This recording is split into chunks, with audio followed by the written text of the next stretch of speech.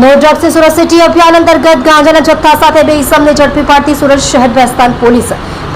સ્ટેશનના police inspector Shri KP Gameti તથા second police inspector Shri JM Solanki નાવના માર્ગદર્શન હેઠળ surveillance women's police sub inspector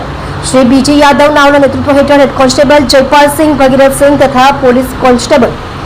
Dilubhai Bhimabhai નાઓને એનડીપીએસ અંગેની મળેલ સંયુક્ત આધારભૂત બાતમી હકીકતના આધારે ભેસ્તાન રેલવે સ્ટેશનથી સિલ્વરનગર ચોરસ્તા થઈ ગોલ્ડન આવાસ તરફ જવાના રોડ ઉપર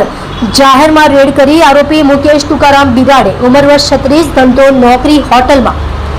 રહે સાગર કોલોની રેલવે ફાટકની બાજુમાં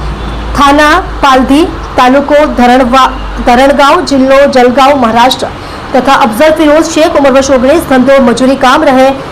ભવાની પલાડ પાલધી તાલુકો ધરણગાંવ જિલ્લો જલગાંવ મહારાષ્ટ્ર નાઓને વગર પાસ પરમિટના ગાંજાનો જથ્થો